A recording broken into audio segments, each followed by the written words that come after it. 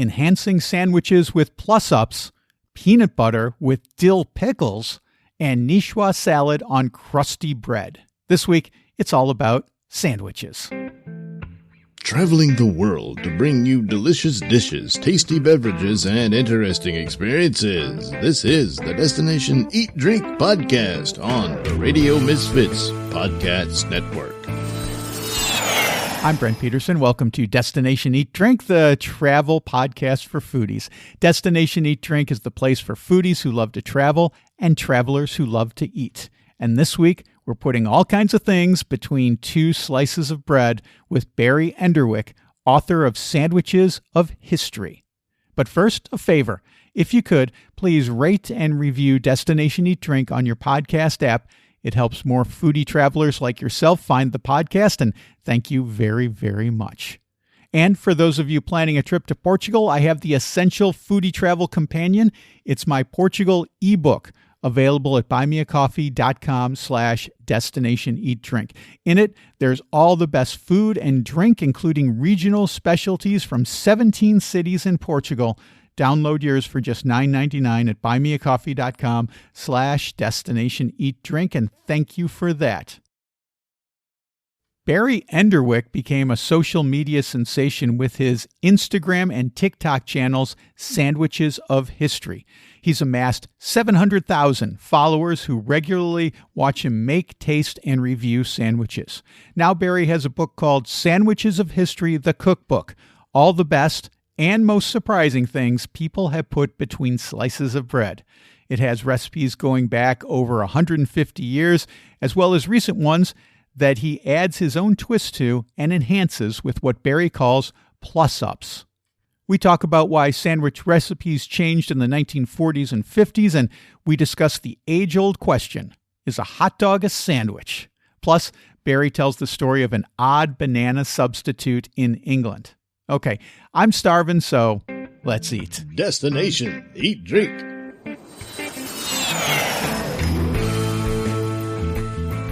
Barry Enderwick from Sandwiches of History. Welcome to Destination Eat Drink. Can't wait to talk to you about stuff that goes between two slices of bread. Oh boy, this is going to go long. It's great to be here. Thank you for having me. Good to have you. You know, everybody loves sandwiches, but not everyone decides to write a book on sandwiches. Tell me, as we get started here, where does your hoagie-based journey begin? Well, you know, I've been I wouldn't say lifelong, but since my early 20s, I've been a very curious cook. I like trying new recipes. I like trying eating different things. And I came across this recipe book from 1909 called The Up-to-Date Sandwich Book. And I thought, well, that's, as soon as you publish it, it's no longer up to date, but that's fun. And I just started perusing the recipes in there. And I figured out my friend Adam had sent it to me. And I was perusing the recipes, and I thought it was fascinating to see what folks in 1909 thought was it when it came to sandwiches. I thought it'd be fun to do that on social media. So I started doing that just again, because I'm curious. And then, you know, most of the sandwiches, some were terrible, some were pretty great, and most were just in the sort of middle zone. And it dawned on me that if I just added an ingredient or two now, it might be something I'd want to make again. So the way I described it is I make sandwiches from old recipes as written, and then plus them up for the modern palate if they have potential. And ultimately that led to writing Sandwiches of History, the cookbook. I went back, I looked at the recipes, I modified them. So a lot of them didn't have measurements for some of the ingredients. A lot of them made like 20 sandwiches. So I went back, adapted them so that they would all make one sandwich, for the exception of maybe two recipes in the book make, you know, a little bit more than that, just because of their nature. But just updated the recipes so that they could be something that people could try today, and would be palatable today. And then also offer up plus-ups and some backgrounds and some condiments that might not be common knowledge. There's a lot of stuff in there to unpack, and I want to talk about plus-ups in a minute here, but I think the first thing we should talk about is, you mentioned this cookbook from 1909. I've read your book, and you've got sandwiches that are 150 years old, or, well, sandwich recipes that are 150 years old or older. And I'm just curious, as you're doing this research, as you're finding these old these old sandwich recipes, newer, going through the 20th century up until today. Is there anything you noticed in the evolution of sandwiches over time, maybe from a palate perspective, maybe from an ingredient perspective, or just something else that maybe you noticed along the way? Yeah, it seems to me that sandwiches were at one point considered sort of like more of a tea sandwich or part of a multi-course meal as opposed to a full-on meal. And in the late 1800s, that started to change and become more sandwiches, like with the emergence of the club sandwich out of clubhouses, which is how it got its name. You also see a fair amount of sandwiches that use a protein, but they grind it up and they mix it with a bunch of other stuff. And I think that was to make something that was expensive last longer, go further, if you will. And then you see in the post-World War II recipes from America, things start to get a little zany. You've got this sophisticated club that has like peanut butter, coconut, ham, pineapple. It's just a bunch of tomato, avocado. It's just like, it kind of went nuts. And some of it works. Like that recipe actually does work, which is shocking to me. And then bread is interesting. Most of the time, if a recipe calls for a specific bread, I'll use that. But a lot of times I default to white sandwich bread because that's apparently was the most ubiquitous one, which you wouldn't think. I get a lot of comments where people are like, it would have been an artisan loaf. And it's like, no, it would not have been. It may have been baked at home, but it would not be an artisan loaf. It would be white sandwich bread. That was what everyone ate.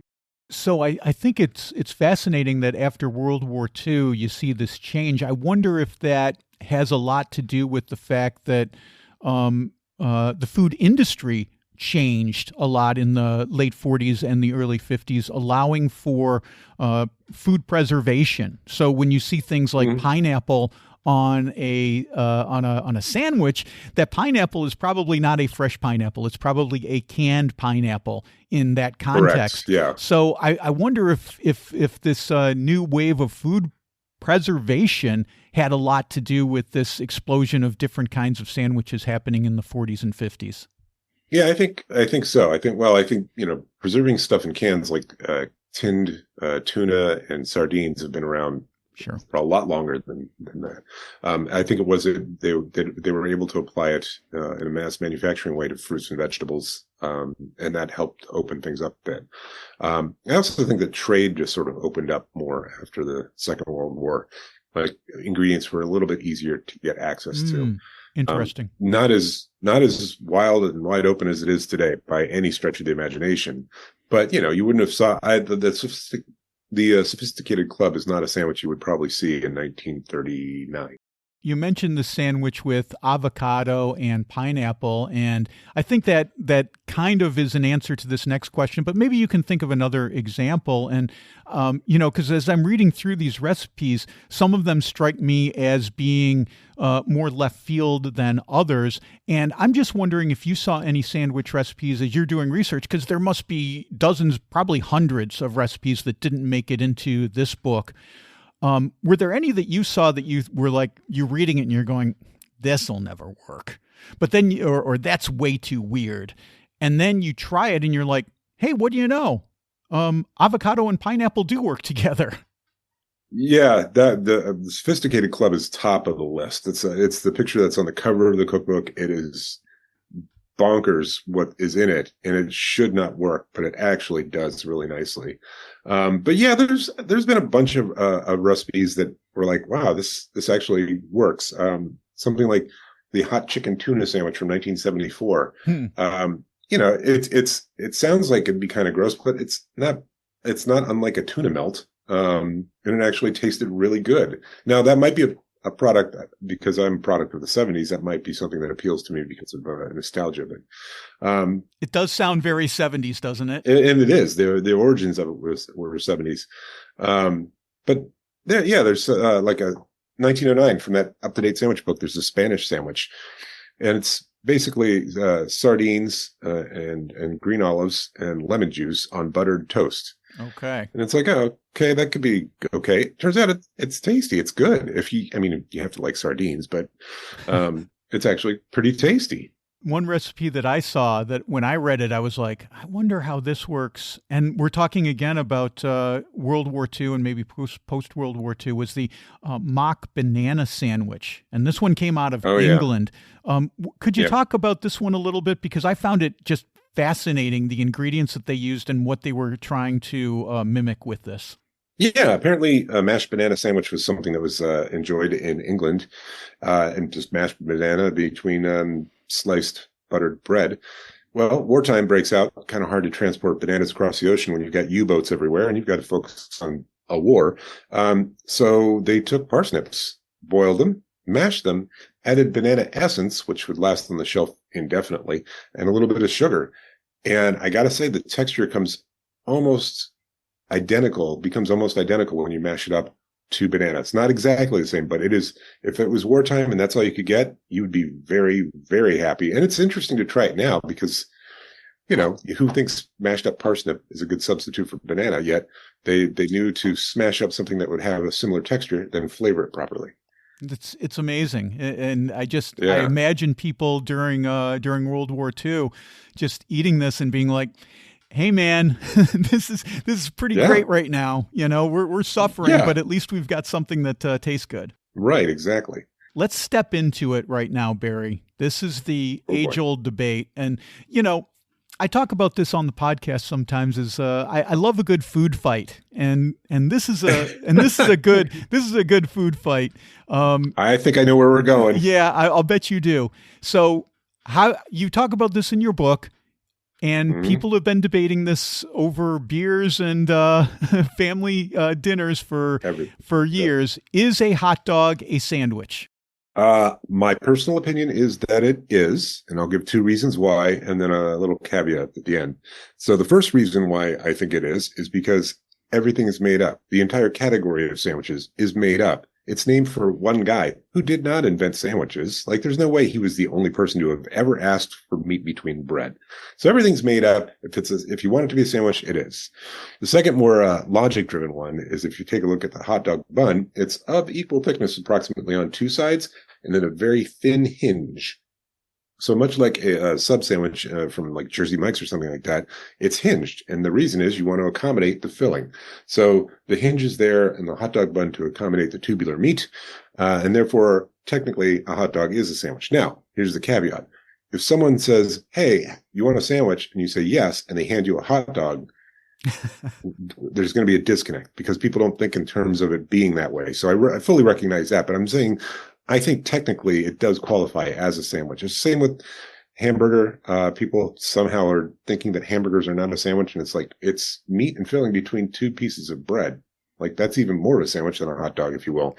But to me, hot dog sandwich. You talked about the so-called invention of the sandwich, the guy, the fourth Earl of Sandwich in the 18th century, and I think you make a great point. Well, I probably think it's a great point because I agree with it, and because I've also made a similar point, which is I think what you're saying is food is more evolutionary than revolutionary. And by that, I mean, it's always building on top of, and it's sandwiches, so we're building on top of things.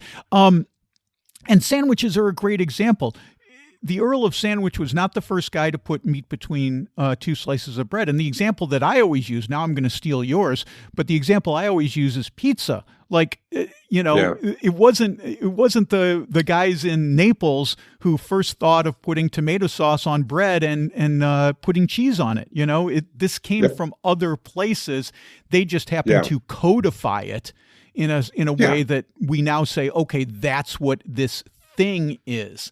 So I love that I've got another example in my pocket when I'm making this argument about the evolution of food. Yeah, no, sandwiches, I came across a recipe that's reportedly originated around 200 BC in China. The rose jumeau, right? And if you look at it, it's stewed meat, typically made with pork belly today. It was originally supposedly made with beef. And it's a lot of warm spices because it was on the Silk Road trade route where spices were being trafficked. And you cook the meat, you get it nice and tender, you shred it, you put it back in with the juices a little bit. Then you put it into a griddle cake that's split almost all the way through. And if you take a look at the picture, It looks like a sandwich, right? I mean, it is pretty much a sandwich. It's just they didn't cut it, the thing. If you just cut the griddle cake all the way through, it would qualify as a Earl of Sandwich. And that was 200 BC. So to me, if that's going on, and then there's, in the Jewish tradition, there's Hillel the Elder who had bread, lamb, and a bitter herb and made a sandwich from that. So I don't know. I think I find it hard to believe that the Earl of Sandwich, John Montague, didn't just happen to be great at the right time, at the right place at the right time to get his name on it. I think you and I came up about the same time. I always remember that, and I won't say the exact name of the sketch because it's kind of gross, but there is a hilarious Saturday Night Live sketch from, I think, 1980 that has the Earl of Sandwich in it. So if you don't know what I'm talking about, look it up on YouTube. It's foul, but it's hilarious. And you as a sandwich guy, you need to watch it. It's pretty funny. I can't believe I don't know that one. Oh, good. I'm glad maybe I turned you on to this. But yeah, that's awesome. But it's not suitable for families, just so you know. Got it. Yeah, got it. Do you, Barry, do you have a personal go-to sandwich where you're at home and you're like, all right, let's make XYZ? I would say I don't eat a lot of sandwiches outside of Sandwiches of History because I eat one a day at least. Mm-hmm. There are certain default sandwiches I have in my repertoire. One is peanut butter and dill pickle sandwich. I grew up eating them. I love them. They're oddly enough, I thought my brother had created it or something like that, but no, they're in the cookbooks back to the early 1900s. There's recipes for peanut butter and dill pickle sandwiches. Really? So it's been around for a long time. It's an easy, quick, interesting contrast, and you can zhuzh it up if you want with a little sriracha and cilantro, take it into more of a Thai sort of thing. But that one's one. The tomato from Turkey and the Wolf, I've made several times. It's a mind-blowing sandwich. And I'm not vegetarian, but it is vegetarian, and it is fantastic. I would highly recommend everyone try that at least once. You can make amazing vegetarian sandwiches. You had one in your book, and I guess this one's not really vegetarian because it has tuna and anchovy, but you could adapt it easily to make it vegetarian, called the pan bagnat. Bagnat. But yeah, it's French, so it's and it's a pretty particular dialect of French. So I don't know if it's 100% correct, but I think it's pen bagnat. I saw this. I just thought it would be so great vegetarian with all these cool vegetables in it and stuff. But go ahead and talk about that a little bit. Yeah, absolutely. It's basically a Nicoise salad in between crusty bread. And you're right. You could make that vegetarian and it would be fantastic. Basically, you make this salad of a bunch of different vegetables, and you make a dressing, and then you put on top, you can put in tuna and you put in anchovy fillets. You wrap it really tightly and you weigh it down in the fridge overnight because you make this in a crusty bread. And what happens is the dressing from the salad soaks into the bread, and it doesn't sog out because you've got a good crusty bread. So when you bite into it, you've got this crunch, and then you've got this soft bread, and then you've got all these different flavors that have been marinating overnight, and it is fantastic. But yeah, totally easy to adapt that into a vegetarian sandwich. Just leave out the tuna and the anchovies, although I do recommend that. Well, we're here in Portugal and they love their anchovies here. So anchovies and sardines, super, super popular. Yep. I live in a city that historically I was interviewed on the radio this morning and I was talking about it then. Our whole waterfront was lined with fish processing warehouses and factories for hundreds of years. And this was what the economy of this city was completely. It was the men would go out on the fishing boats. They still do to this day. And they would come back and they would bring them and they would get processed in these canneries. And that was where all the women worked. That was basically the wives' jobs and the young women's jobs. And this is what it was like for hundreds of years. But now you come to Portugal and canned fish is a huge thing, a huge part of the of the culture and the diet here. Yeah, I understand it's that way in Spain as well. Yeah. But especially so in Portugal. But yeah, and they've got some fantastic, like the canned seafood we have here is good. it works. But the canned seafood from Portugal must be off the charts. It's a completely different animal, Yeah, so to speak. yeah. Well, Barry, you mentioned bread, and you mentioned that you normally use white sandwich bread. I'm wondering, because you talk about some different breads in your book, and I'm just wondering, is it possible, or is it even conceivable to pair sandwiches with bread? Is there a time when you go, you know what, this bread is not going to work with this sandwich, I have to do this? Obviously, there's things like hoagie rules and things like that, but do you think about that? Is that something that's in your brain when you're coming up with these sandwiches? Well, typically no, because I'm following a recipe, right? And so if it specifies what bread to use, I'll use that, and if it doesn't, I'll default to the one that was most ubiquitous. But I do think it matters. I think the texture matters, and that's one of the many great things about sandwiches is, yes, you can modify the filling, you can mash up different cuisines within the bread, within the sandwich, but the other thing is you can change out the bread. What kind of bread? Is it a hard roll, soft roll? Is it toast? Does it have caraway seeds? Does it have salt? So it's like the seeded rye works so great with corned beef that I can't imagine having it with any other kind of bread, right? But if the recipe doesn't call for that, I'm not going to just put in seeded rye because I want it. So yeah, I think bread can make a difference. Bread can definitely make a difference in the flavor of a sandwich, for sure. You mentioned a mashup of styles and cultures, and I'm really fascinated with this. This is the idea of transplanted cuisine, an ingredient or a dish moving from one culture to another. And I'm especially interested in it right now in Portugal because we're starting to see some breaking in to traditional Portuguese cuisine of some different cuisines. Like there are two Nepali restaurants that have opened up in our city, and we're just a city of 100,000 people that have opened up within the last year here. And, there's Indian, of course, there's a Bangladeshi restaurant just opened here.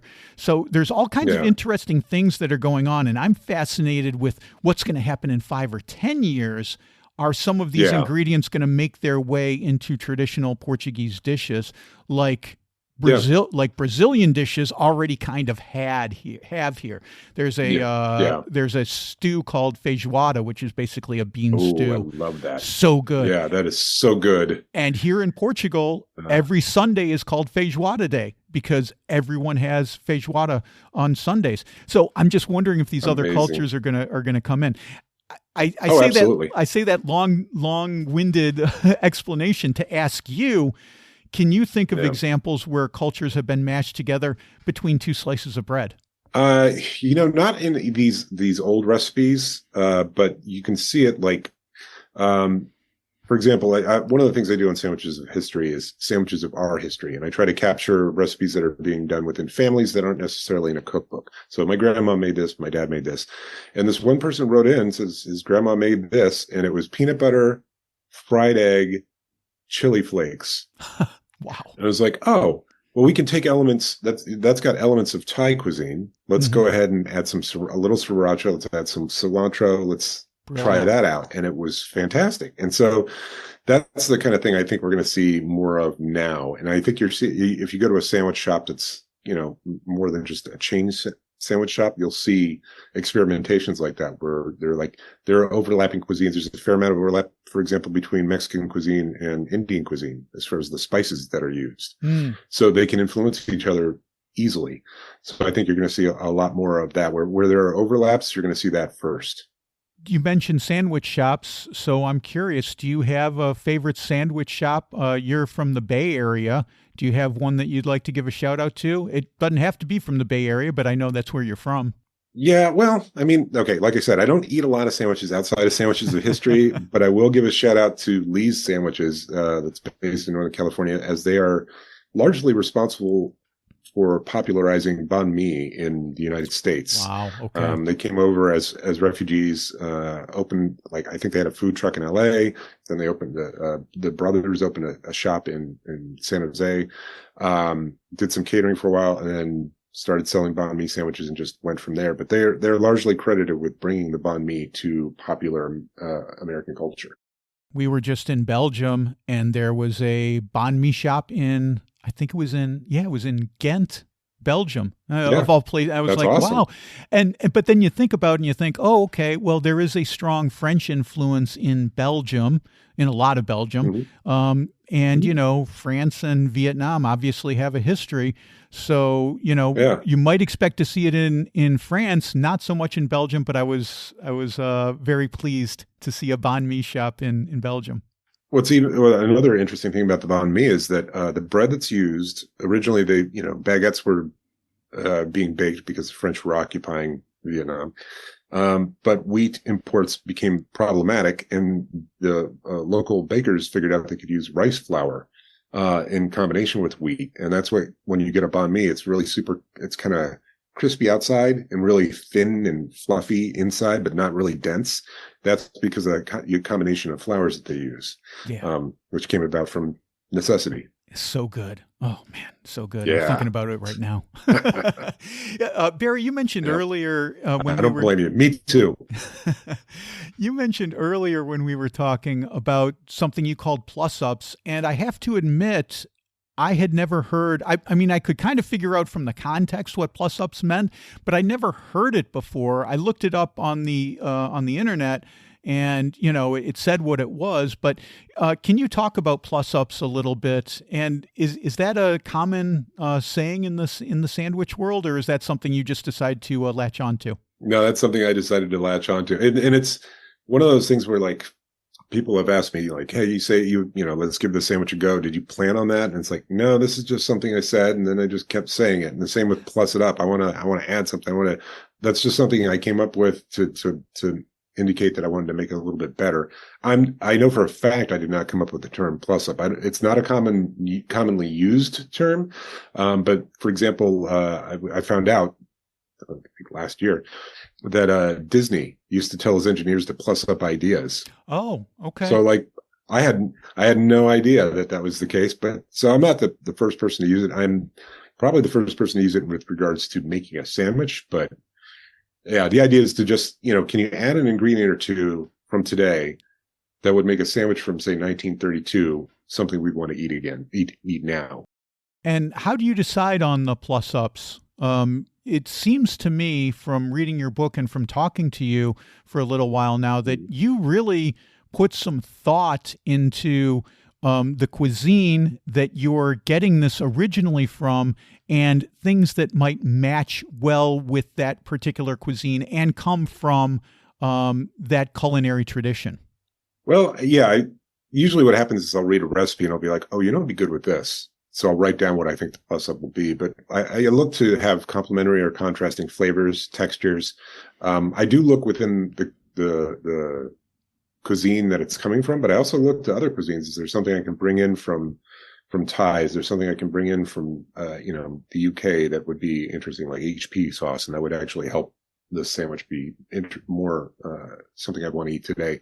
So I try to think in terms of what's going to make this stand out a little more, but work with the original flavors and not alter the sandwich to the point where it's completely different. Like I don't add meat to sandwiches that don't have meat, because suddenly that sandwich becomes a chicken and whatever that sandwich was, as opposed to the focus of the sandwich. So I try to avoid that, just because, even though, man, bacon could plus up just about every sandwich. Okay. I have to be judicious about using it at all, because obviously it could work with any sandwich, but it definitely could plus up any vegetarian sandwich, which kind of defeats the point of having a vegetarian sandwich. Sure.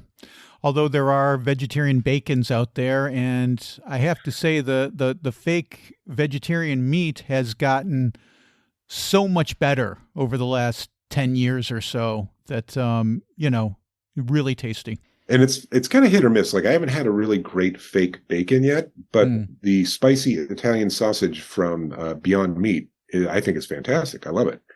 So it's trial and error. It's a little bit of experiment, but it's so much better than it used to be. Speaking of Italian sausage, it's funny you say, because I just made a vegan Italian sausage in my air fryer, and I'm going to, as soon as I hang up from you, Barry, I'm going to have it.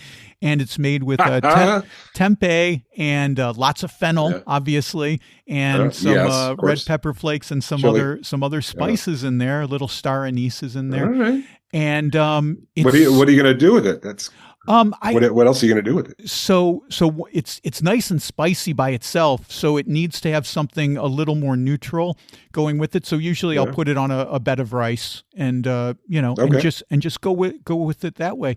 I got this this recipe from this guy Derek Sano, who's an American. He's living in England right now, but he does some really interesting not only sandwiches but other recipes too. And you may find him interesting. I think you guys are kind of have a similar thought process, so you might like it. Okay, I'll look him up. That sounds interesting. Well, I recommend folks follow you on social media, but I especially recommend folks pick up Sandwiches of History. I read it all in one day because I was so fascinated by it. Now I got to really start digging in and making some of these recipes. Folks can get you at enderwick.com, and I will have a link, of course, in the show notes so that they can come and get that for themselves. Better yet, sandwichesofhistory.com. Oh, okay. Better yet, sandwichesofhistory.com, and we'll have links to all of that stuff in the show notes. So, Barry Enderwick, thank you so much for being on Destination Eat Drink. This has been a fun journey into sandwiches. Maybe we'll do it another time. That sounds good to me. Thank you for having me on. It's been a lot of fun. Okay, there you go. I really like how Barry dug deep to find all these recipes, and his mind is open to tackling all these flavors. Stuff you might say, I don't know, but turn out great. Love that. Like he said, you can get Barry's book at sandwichesofhistory.com. There's so much more in the book that we just didn't have time for. It's really great. And if you want more of our conversation, Barry and I talked about unusual flavors of potato chips from around the world and craft beer. I mean, what goes better with your sandwich than some chips and beer? You can hear the whole conversation as a member of my Substack at destinationeatdrink.substack.com. Okay, that's it for this week. Next week, we're enjoying coffee in Colombia, a coffee drink in Milan that's only available in summer, and the coffee fight between Aussies and Kiwis. Don't miss that. Until then, get over to destinationeatdrink.com, where I've just posted a bunch of new foodie travel content. There's a new video. It's about a chocolate crawl in Bruges, Belgium. You know, they make some of the best chocolate in the world in Belgium, and Bruges has some amazing chocolate shops where I sample a bunch of delicious treats. I know, tough job, right? You can see that by clicking on the video tab at destinationeatdrink.com or by going to my YouTube channel. That's youtube.com/@destinationeatdrink946. There's also a bunch of foodie travel guides for you to read. If you're thinking of a trip to Portugal in 2025, I've got a complete foodie travel guide to 17 cities in Portugal, including Lisbon and Porto, as well as many other lesser known but must visit places. It's over 600 pages, and it's just $9.99 at buymeacoffee.com/destinationeatdrink. I've also got foodie travel guides to individual cities in Portugal and Spain, including Seville and San Sebastian. Check those out, and I'm sure they'll whet your travel appetite. Destination Eat Drink is distributed by the Radio Misfits Podcast Network and Ed Silla. Thanks, Ed. I'm Brent Peterson, and I'll see you down the road. Join us next week for another culinary adventure on Destination Eat Drink, a presentation of the Radio Misfits Podcast Network.